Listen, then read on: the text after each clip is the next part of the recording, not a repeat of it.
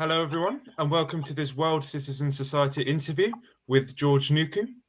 George is a Maori artist, and we're going to talk about his Bottled Oceans project and more broadly the environment, art and climate change. My name's Willem. I'm a student at the University of Bristol, and also joining me we have Fiona, who is from the African Nazarene University and is also Miss Environment in Kenya. So I hope we have a really good discussion. And yeah, let's get started. So, George, could you explain a little bit about the Bottled Oceans project and what your inspiration behind it was? Okay. Hello, everybody. Hi to you, William and Fiona. It's great to be able to participate in this. I'm George Nuku. I'm a practicing artist. I'm 57 years old, and I've been a practicing artist for over 35 years. I left my country several years ago to pursue a larger career in cultural institutions and museums around the world. And alongside of that work, I apply the knowledge of my culture, my Maori culture, towards my art practice and basically every component of my life. And the ideas that surround my work to do with the ocean, because I come from a oceanic world of the Te Moana Nui a Kiwa, the Pacific Ocean, and I'm part of a greater Polynesian family, which stretches from Hawaii to the north and Rapa Nui Easter Island to the east and Aotearoa New Zealand to the south. So that in turn encompasses a larger family of what's known as the Austronesian language family, which encompasses southern China, Taiwan, reaching up to the west all the way to Madagascar, and to the north to Hawaii, and to Rapa Nui Easter Island, and south to us, to Aotearoa New Zealand. So it's a considerable size of the planet's surface area, and the dominant thing we all share in this area is the relationship with the ocean. The ocean is seen as a road, as a world, but it's also a road, and our oral histories and our voyaging histories speak a lot about the movement across this vast 1/3 of the planet's surface, in fact, and the relationship with water, the seawater and fresh water, and the relationship between sky and earth and ocean. And it's considered, in my opinion, it's considered a form of wealth, this knowledge, these traditions, these histories, these customs. I consider them a wealth, and a wealth of knowledge, a treasure of sorts, and I feel strongly about sharing this wealth. I think that generally speaking, my people are vastly wealthy in the connection to past, present, and future, and to the environment. And so all of these things influence me and my view about what's happening now and what's going to happen. The Maori worldview of time and space, for example, is one that we as opposed to because I'm of two cultures. I'll start with that. In Francais I would be called a métis, where my father is Scottish and German, and my mother is Maori. So I come from two worlds. I have to acknowledge both worlds that I come from, and both worlds have a completely different view of time and space.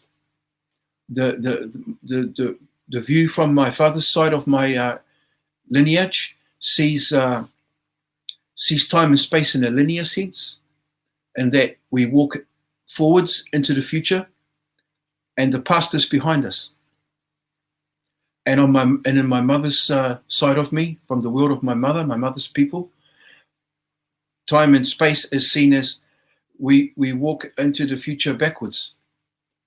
we walk backwards into the future and tending to be more in a spiral direction, in a circular direction. And by walking backwards into the future, it means that you're facing the past. The past is facing you because you're walking backwards. So by virtue of this, the past is in front of you. And the past is in front of you, and the past unfolds in front of your very eyes, like this, as you're walking backwards. And the past is unfolding in front of you to inform your present reality. And the future is behind you.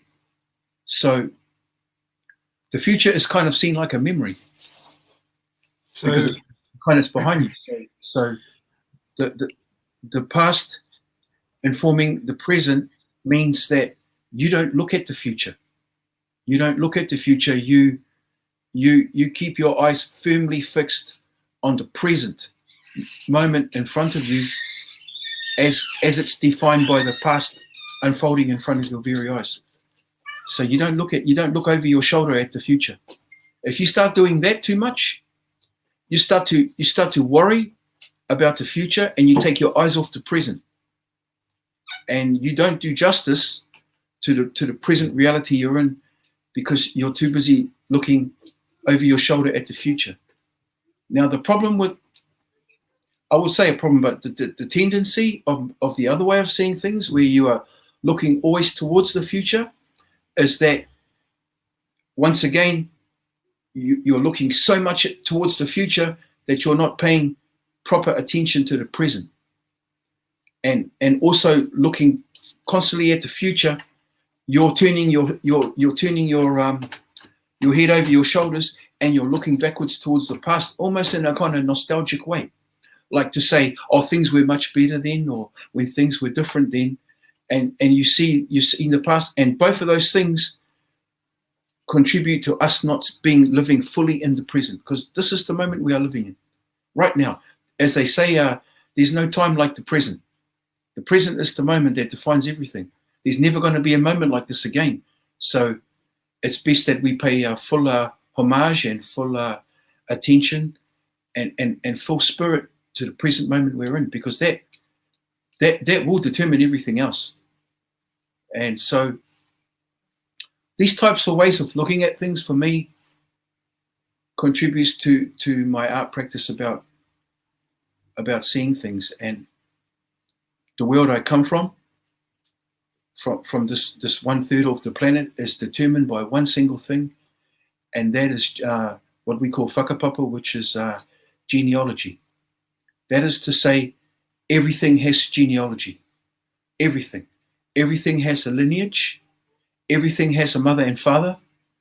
Everything is related to everything else, be it cousin, brother, sister, uncle, aunt, grandchild, whatever position you hold in the family structure. We are all interrelated to each other. So whatever we do or not do, or say or not say, is always going to be in relation to everything else around us. So I'm saying this because this teaches me that I share this world with all my relatives. I share this world with all of my relatives. I am the sum total of all of those relatives that have gone before me. And like everyone else in this world, we carry all of them around with us everywhere we go.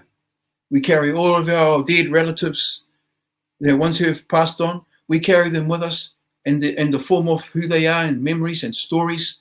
And we basically travel through this world carrying all these stories around with us, eh?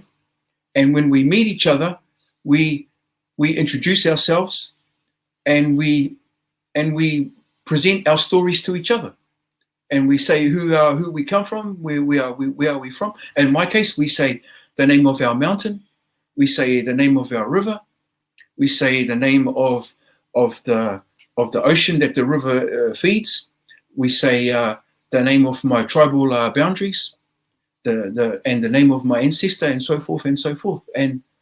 And we exchange, and by doing this, my mountain says hello to your mountain, etc. And we make these connections.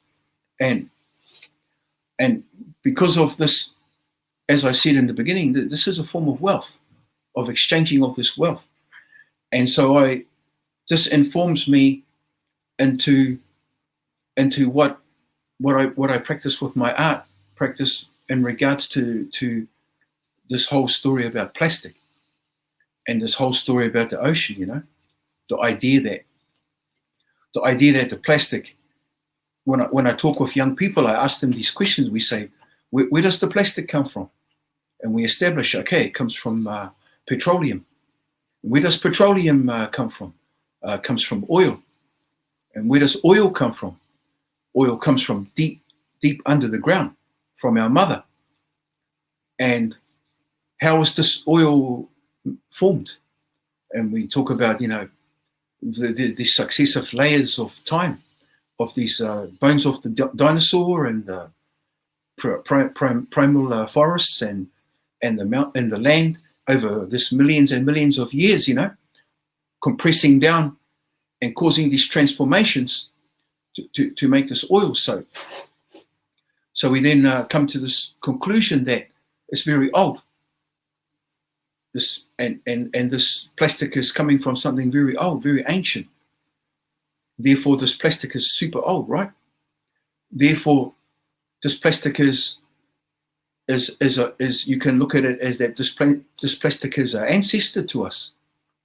This plastic is our ancestor, and we should treat our elders with more respect, because that's what we know is the correct way to conduct ourselves, is that we treat the older people with respect. And perhaps this plastic is probably maybe the oldest thing we encounter in our lives every day. It's millions and millions of years old. And then at the same time we understand that this plastic is very, very old, right? But in the same breath, this plastic is very new. So this plastic bottle is both, in the same breath, it's both the oldest thing and the newest thing at the same time. So you have these 2 points, these kind of contradictions, you could say. And somehow, somewhere between being the most old and the most new, there's a space between that. And maybe in that space, we can discover some stuff. We can discover some truths. We can discover some truths about ourselves through this plastic. So perhaps this plastic can save us. Perhaps this plastic can save us from ourselves by revealing these truths, because I believe sincerely that the truth is not an absolute. Truth is a discovery. It's something we discover. We discover truth. It's not an absolute. There's too much absolute, in my opinion, in the world, where people say I'm right and you're wrong, or this is good and that's bad. That's just saying my God is better than your God, and it leads to conflict, and people start bleeding. And so I prefer to see it more as a discovery, and that and if this plastic is coming from this divine this fluid from our mother, from our mother the earth, then it's something very, very, very sacred. It's our mother's blood, nearly, you could say, or her life fluids formed over time. So it's something very sacred. And not only that, if you just excuse me for 1 second.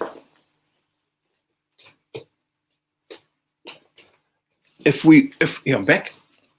If we were to, when we see this image, right? When we have this thing here, for me, the 2 things that come to my mind instantly are, there's 2 things, One is water, and the other one is light.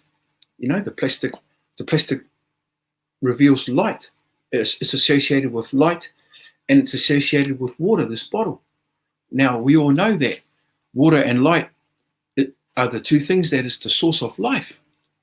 The source of life is water and light. It's those. Therefore, this is proof of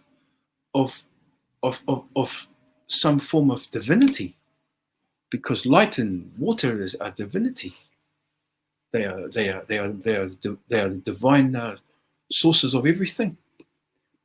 Light, for example, is proof of divinity. Light itself is our first creation memory.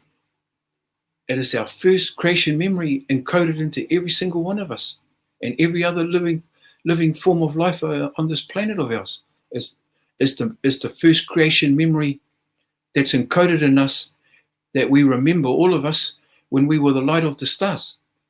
That's our first memory. When we were starlight, when we then the subsequent memories that followed are when we became gas, and then we became dust, and then we became solid matter, and then we became all of these creations leading up to us now, when we were water, when we were ice, when we were rocks, when we were fish, when we were birds, etc., down to us now as we are now as human beings. And we only have to look at the plants. We only have to look at the plants, for example, all around us in the trees. As they grow back towards that source. They return to the first memory, yeah? And because that's what we say. We don't say, I'm going home. We don't say I'm going home. We say, I'm returning home. It's home is where I return to. And we all essentially are lost, trying to find our way home, all of us. And the plastic is proof of that, because the plastic reminds me every day about light and about water. And I see this plastic bottle, and I can, it has all these remarkable qualities, I can see through it. It's like transparent. It's also translucent. It refracts light. It also reflects light. I can see myself reflected in it. It's a reflection of me, like it is, as I say about the young people that I deal with in my work, that it's the most oldest and the most newest thing. Like the young people are. They are the oldest because they are older than us. They are us and all the others before. They are the oldest in the room. And yet at the same time, they're the youngest in the room. They are like this plastic bottle. Because everywhere I travel in my work, everywhere I go to make projects, those are the two things that I find everywhere I go. These plastic bottles everywhere, and young people everywhere. They seem to go together. And they seem to be the things that get blamed for everything. Everybody's always blaming the plastic bottle, saying, the plastic bottle is a problem. Plastic bottle is bad. And putting this kind of negative attitude towards the plastic bottle. Same way they do about the teenagers. The teenagers are bad. They're the ones causing all the problems of society. The things that we put on the shoulders of young people. And I say, no. In fact, they're the ones who are going to save us. They are the ones who are going to save this world. They are our mother's best chance. We are lucky that it's them, because they're the best chance we have. Our job is to support them and encourage them. And the plastic bottle seems to be one of those ways of telling us that. I even go as far as to say that the pollution itself is sacred.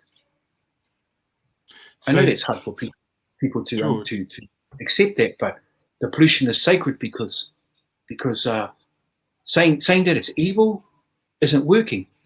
It's not working. We've been saying this since the 1970s. It's 50 years of this, and it hasn't worked. So we must be like really ignorant or arrogant if we're going to continue on a strategy that isn't working. All I'm saying is that the idea to look at it as sacred and it's beautiful and it's precious is an idea to complement the other ideas on the table. I'm not trying to say my idea is better than anyone else's idea. I'm just saying that the ideas that come to me through my artistic soul are here to complement the ideas that already are prevalent amongst people. Yeah. Sorry, I was just going to say, for people who don't know, how do you, when you're creating your art, how do you take this material of plastic and how do you what are you physically doing with it? So you're exploring sort of that tension between, whether it be the Maori interpretation of the earth and the environment and this sort of current climate crisis. How are you using your source material, your medium, and creating that artwork to suggest what you've just told us now about your perspective on the environment and plastic? Well, firstly, I pick it up off the street, and that's like winning lotto, because it's free. It's like picking up money off the ground, man. It's like, I'm getting all the stuff, man. It's everywhere, and I just pick it up and bring it home. It's like every day I'm winning the lottery. You know what I mean? It's great, And I take it home, and first thing we do with the people is we take off this plastic label, we take it off, and take off this bouchon, this lid, take off this plastic ring, take all these things off it, keep them all because we use all that cool stuff. And then what you're left is just this pure, transparent, beautiful thing. Becomes like becomes instantly like an art object, you know what I mean? Straight away.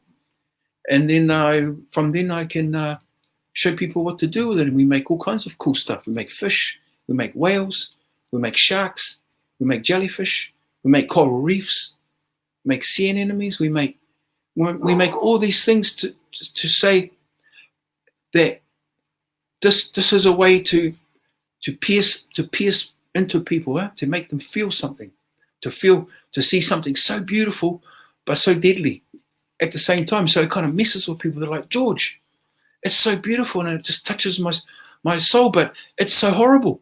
I said, well, that's good. At least you're feeling something. At least we can get past the indifference of people going, oh, it's too big of a problem in my lifetime. There's nothing I can do about it, or oh, that's not my job. That's the guy that picks up the stuff in the recycling. That's their job. They're doing something about it. The idea is that we can create such piercing beauty from this material because it's beautiful. We can create beauty from it, and when you make something really beautiful, it changes because people can't take their eyes off beautiful things. They can't. Like if it's a Ferrari or bling bling on someone's ring, or George Clooney or somebody like that, or one of these people in Hollywood, or a beautiful woman or a beautiful man, our eyes always go back to beauty. We can't take our eyes away from it. So, which is the total flip of the pollution. The pollution is something we don't want to look at. We abhor it. It's disgusting. We turn our backs on it, or we deny it, like it's not there, or we say, oh, I don't want to look at that. That's ugly. So we have the imagination, all of us, to take the most ugly and turn it into the most beautiful.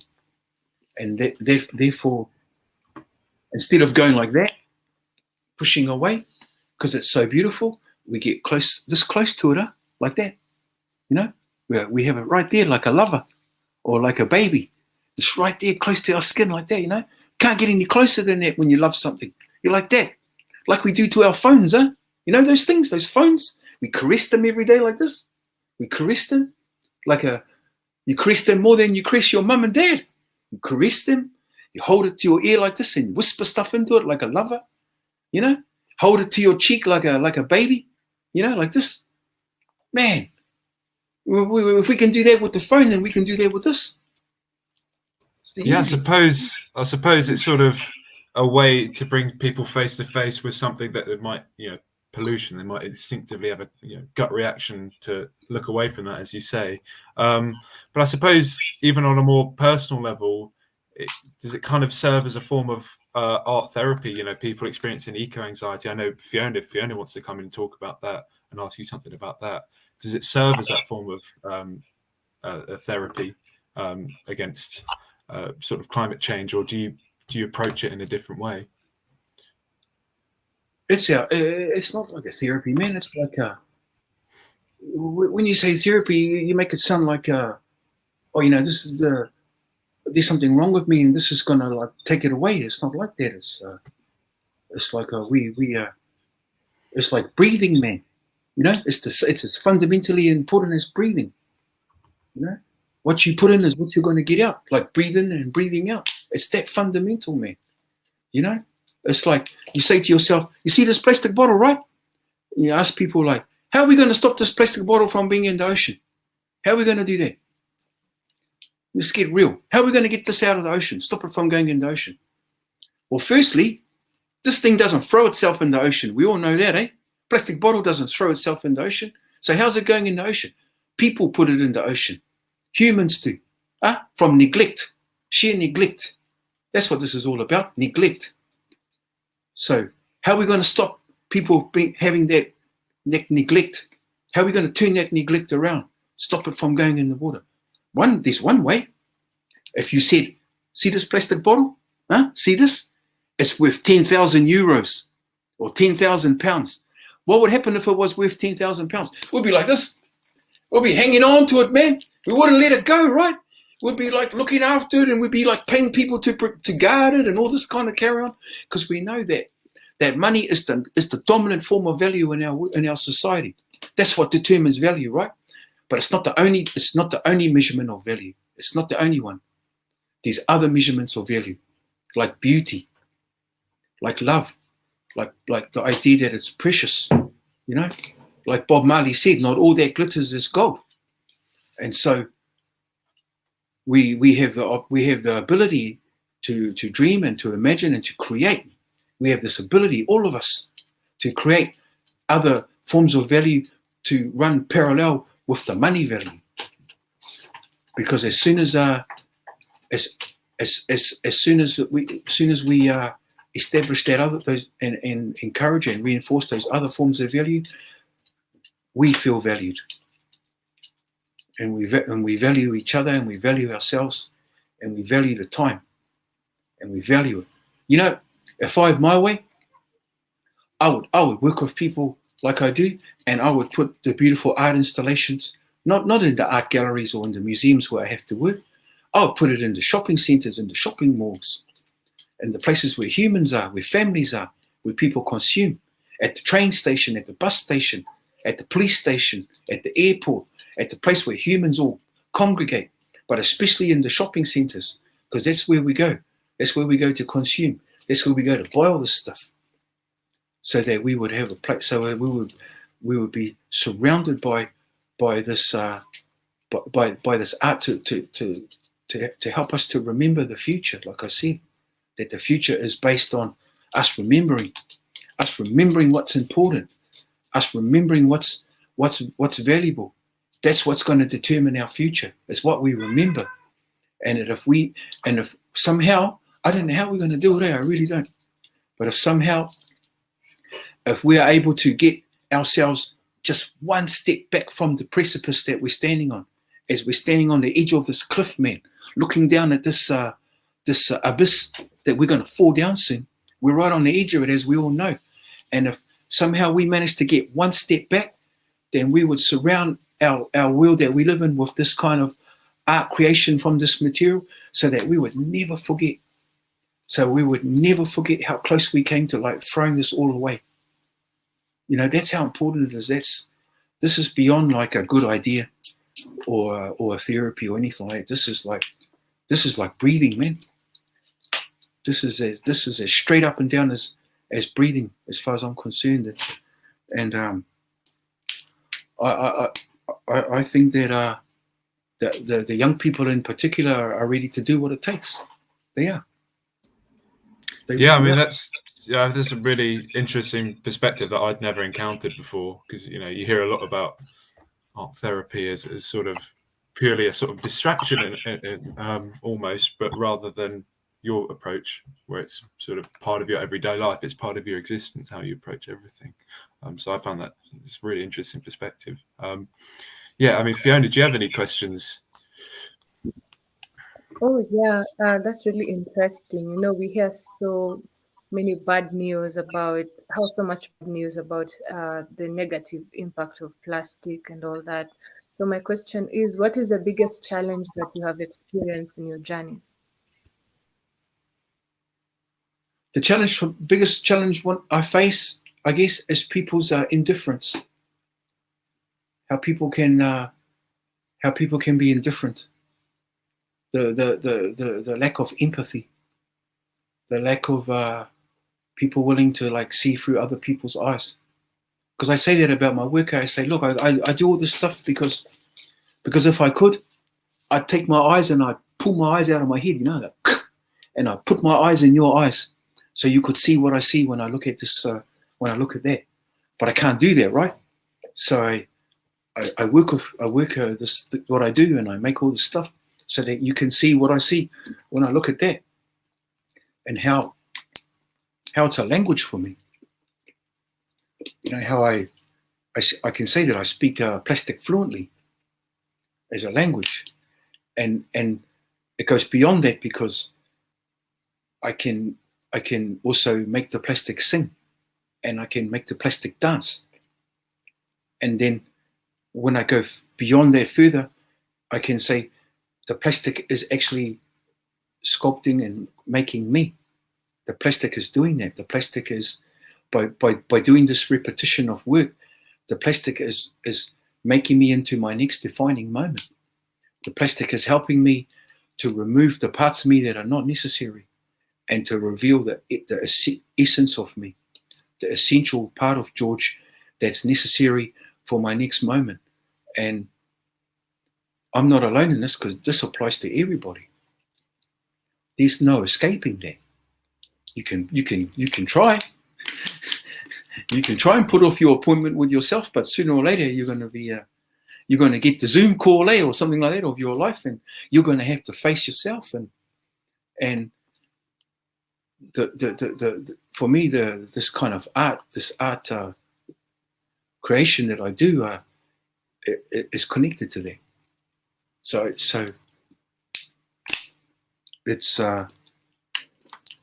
given me a life, and it's given me a role, and it's given me a place in connecting and feeling in relation to everything else. And there's the chance for us to see these things in a poetic nature. There's a chance for that, you know. There's a chance that we can apply this poetic, heartfelt feeling towards things, and have this opportunity where we come close to the feeling of the sublime. You know, that we could see this as a kind of antidote to all this mediocrity, to this kind of banal globalization of mediocrity, I call it. This globalization of mediocrity in the name of money, and what the effect is, that it's causing the retardation of thinking, and a poverty of spirit. That's what's resulting, a poverty of spirit. And that, my friends, is the biggest of all poverties, is a poverty of spirit. It doesn't matter how much money you have, you can still be poor. You can be so poor that all you've got is money. Or you can have nothing but be rich in spirit, huh? And you act on second nature. You don't even think about it. You just give. When you're having your lunch and you know that person's hungry, and you don't even need to think about it. You just give. It's just because that's how rich you are. That's how close you are to yourself, that you know what to. You don't even have to think about it. And then at the other end of the spectrum, where people have forgotten those things, and so that's what's led us to this path we're on now, where it's just crazy.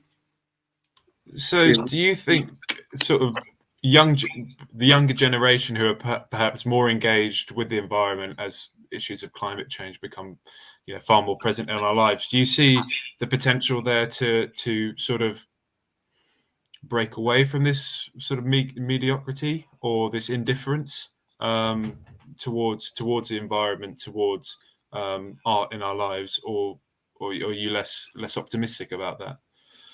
You can't break away from it, because where are you going to go? It's more like breaking into than breaking away. It's not a case of separation. It's a case of going in. and going right in, you know, through the layers and the layers of indifference and the lack of empathy and kind of restore trust, and restore the confidence and trust, and that is what it seems young people have more chance than older people is trusting. By virtue of young people have spent less time on this earth being disappointed, so there's a chance for them that are still kind of pure like this, a bit, you know.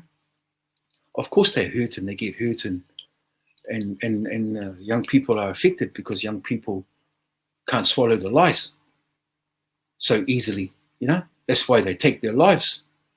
It's because of the lies. They can't live with the lies that people tell, and it hurts them so badly that they don't want to live. As we get older, we learn to kind of swallow the lies and we lie more easily, yeah. And I think it's going to come down to shared trust, and the creative people understand trust. They do, because the creative people have to trust themselves every day to do what they do, especially when no one else trusts them or is discouraging them or saying get a real job or whatever that people put on crazy people like myself. So you have to trust yourself and then that means that if you can trust yourself, then you're able to trust other people. That makes you trustworthy, worthy of trust. And trust is a huge part of my life's work. When I work with people, they have to trust me, and I have to trust them. And the idea is that we are just too busy in the moment. We are busy doing these projects together that is crazy, and we are busy in it that there's no time to kind of invest in doubt or saying that's not going to work, or there's no time. We're in it. We're in the present, 100%. So that in turn doesn't give fear and doubt a chance to kind of stick. You know, it doesn't get a chance to dwell in those dark corners of the room where it likes to live. The light shines everywhere and dispels it. So doubt and mistrust have to leave the room. They have to leave the room. That's my work method. Okay. Yeah. And I don't have the luxury of doubt. It's a luxury. You can afford doubt. It's like a luxury, man. You know, no one can afford that. Investing all your beautiful life into doubting things and seeing things from a negative point of view, that's a luxury, man. You know, when you see the little babies learning how to walk and falling over, they don't have that luxury. You know, they're in that moment. They're honouring the moment they're in as they try and stand up and they fall down and they do what they do. You know, I just can't understand why people can even bother to make such a big deal about doubt and being down about things when, man, you know, we live in this world of ours, eh? It's extraordinary. Come on. We look at the sky, every moment is a one-off moment. Every moment will never be the same again. Every single moment, every second is a unique moment that our mother gives us. And our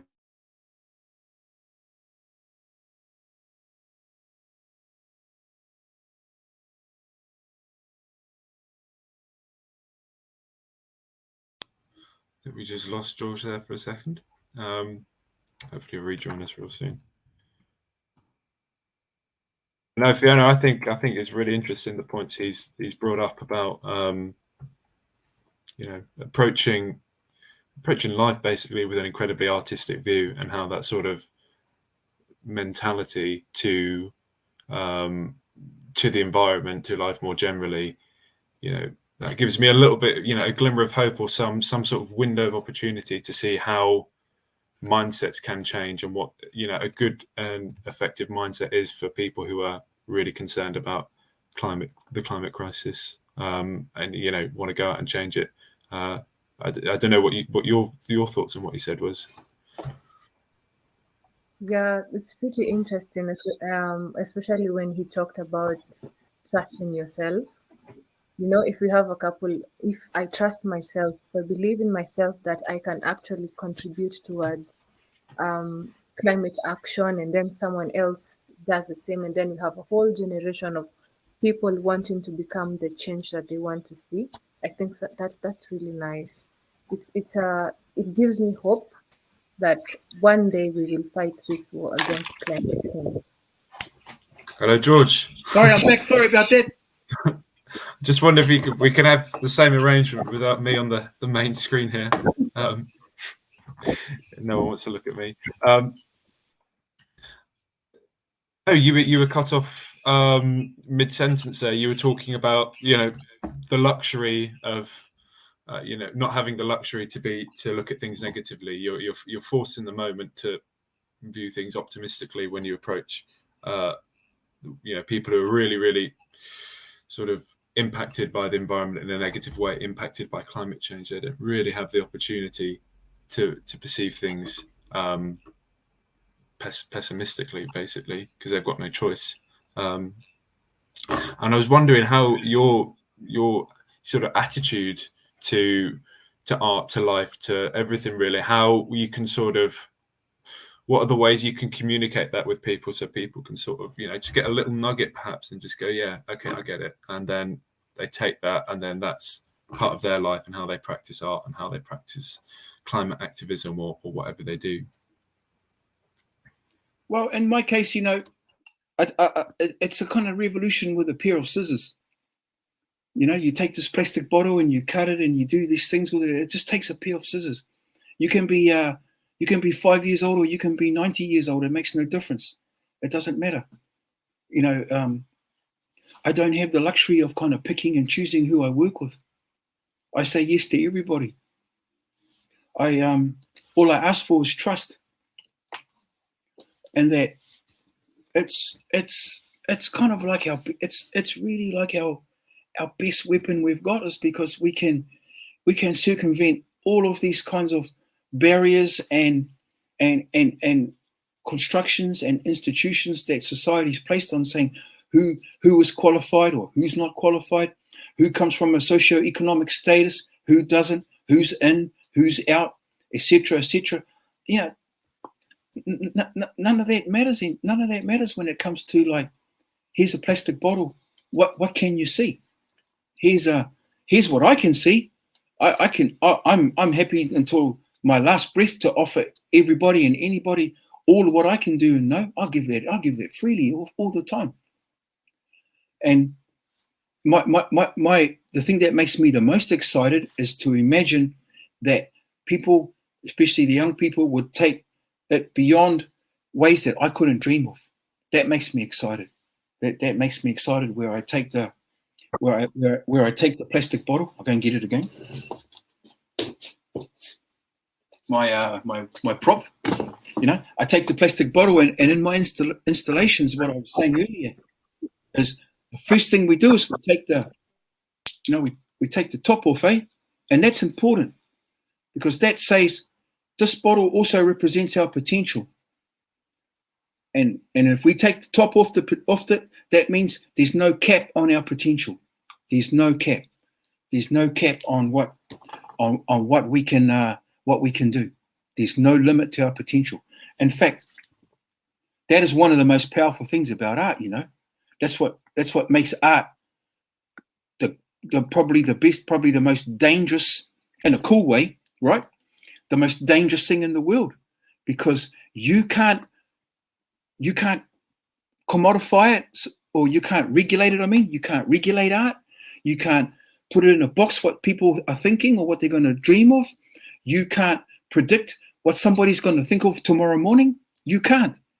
It's totally out of control, and that's and yet we exist in our kind of paradigms. We're always trying to limit that. We're always trying to say, oh no, you're no good at that, or that's not a real job, or you can't do that. Well, guess what, guys? There ain't no jobs. there ain't no jobs around, so you might as well do what you really feel that you want to do, and it will take care of you. It will. It's taking care of me. You know, I come from I come from a background there. Statistically speaking, I'm supposed to be like dead by now, or in prison, or in a mental institution, by statistics alone, by the cultural group that I come from. But because of my relationship with my work through my my culture, I have never turned my back on it, and it has looked after me in turn, and it has taken me everywhere, and it tells me every day what to do. It goes, George, you know what you have to do. You've got to share. You must share, and nothing makes me happier than sharing with people, because I can't predict the relationships that are formed. You have your reason for doing something. You might be going like this, and you stay true to that, but what you don't realize is that all the other little small things, side things that occur from doing that. That is what's the amazing thing about living, is that you end up signs and other ways that reveal themselves to you from the most unlikely of people and places. And that's the magic of it all. That's the magic of life. That's what we have got going for us as people, and how we can deal with this. You know, if we could just turn it around in our thinking and think, we've got so much to gain. We've got so much to learn. We've got so much to offer. We've got so much to win from each other. We've got so much, all of us. You know, we want to parade this. We want to parade the strength of unity. We want to parade the strength of interrelation and interdependence. We want to parade it. We want to put that in the front. Like where I come from, this is what I tell the young people, right? Where I come from, we have ways of being in public. We have ways of conducting ourselves in public situations as people, like these classrooms or schools I work with from there. And I say, and where I come from, our culture tells us that we must always put the best ones in the front. The ancestors demand that we put the best in the front when we go anywhere, because when we go together, we are core. You know, we are a body. We see ourselves as a body. We are one body when we are a group of people. And when we're on the street walking along with our backs up straight and we feel good and proud who we are, we put the best ones in the front, right? So the women walk in the front. They go in the front. The best go in the front. And the young boys, the warriors, they walk on the flanks, on the sides, and at the back, and they are there with their eyes constantly vigilant, watching the road for the cars and everything. And they must be the warriors whose job is to keep their eyes open and to watch for everything, and nobody falls down. Nobody falls down. You don't leave anybody behind, and nobody falls down. And you walk as a body. Everybody has a job. Everybody has a role. Everybody is as important as everybody else, because that's what you do when you go somewhere, you know. And this is important, because I say to the young people, and when you act like this and you conduct yourself this way, you have to start getting used to hearing a certain kind of sound. You will hear a certain kind of sound, and you hear this sound, this sound.